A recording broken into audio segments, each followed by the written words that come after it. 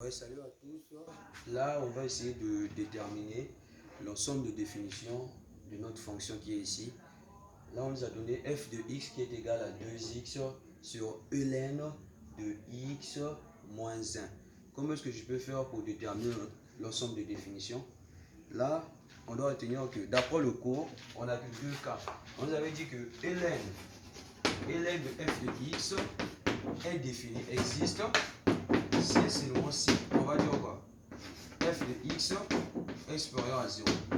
Si on nous donne ln de la valeur absolue de f de x, tel que dans notre cas ici, on peut dire f existe, on peut dire f existe, si et seulement si, on aura f de x qui va être différent de 0. Ça, c'est dans notre cas. En fait, on n'a que deux cas. Soit c'est supérieur à 0, s'il n'y a pas la valeur absolue. S'il y a la valeur absolue, ça doit être différent de 0. On n'a que deux cas. D'autres cas là, peut-être dans d'autres vidéos, on va essayer de le voir. Donc, quand je viens ici, on me dit de donner l'ensemble des définitions. Je dois faire quoi? Je dois poser la condition. J'aurai quoi? J'aurai d'abord ceci. Je vais dire f. Soit tu peux mettre f de x, ça ne devrait pas. F existe. Si et seulement si, je pose ma condition. J'aurai quoi? D'abord, je prends le x qui est là. Vu qu'il y a la valeur absolue, ça doit être différent de 0. Donc, j'aurai x qui va être différent de 0. J'aurai maintenant tout ça qui va aussi être différent de 0. Donc, j'aurai ln de x, ln de la valeur absolue de x moins 1 qui va être différent de 0. Ce qui implique, j'aurai quoi? J'aurai x différent de 0. Là, j'envoie le 1 là-bas, le moins 1 là-bas. Donc, lorsqu'on change de membre, on change de signe, ça devient 1. Donc là, il y a le signe moins, quand ça vient, ça devient plus. Donc, il me reste ln de la valeur absolue de x qui va être différent de 1. Qui va être différent de 1. Or, le cours me dit quoi? Le cours me dit, là où j'ai ln de e égale à quoi? Égale à 1. Donc, on peut aussi dire 1 égale à ln de e. Donc, là où il y a 1, on peut remplacer par ln de e. Donc, quand je viens ici, je l'écris. J'aurai x différent de 0.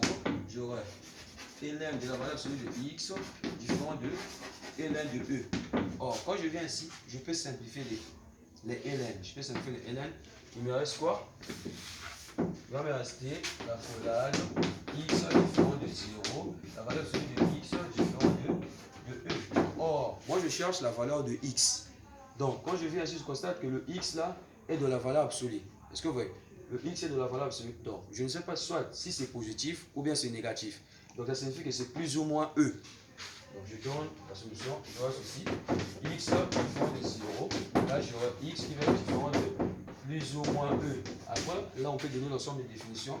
On fait la barre. Donc, là, j'ai moins l'infini. Là, j'ai plus l'infini. Je pose mes trois solutions. Donc, là, d'abord, au plus petit au plus grand, moins e et 0 et e. Donc, je donne l'ensemble des définitions. J'aurai e de f qui va être égal ouvert de moins l'infini jusqu'à moins e, ouvert union, ouvert de moins e jusqu'à 0, ouvert union, ouvert de 0 jusqu'à e, ouvert union, ouvert de e jusqu'à plus l'infini, ouvert. Après là, vous encadrez. C'était tout ce qu'il fallait démontrer avec les ensembles de définitions. N'oubliez pas de vous abonner et de partager. Bye.